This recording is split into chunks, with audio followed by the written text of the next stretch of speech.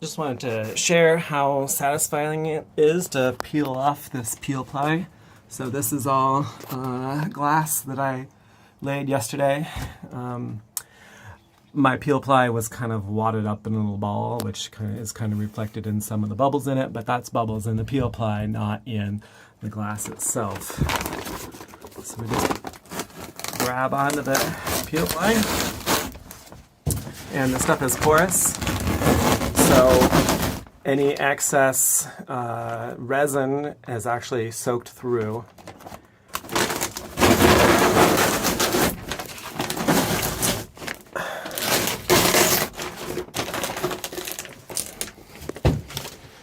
And we've got a little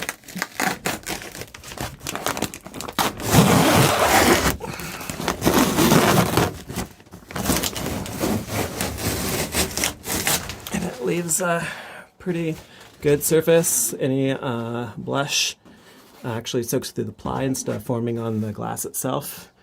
And it's according to West Systems, you can actually just epoxy right over that because of the texture that's left by the peel-ply. A lot of people say don't do that, but whatever.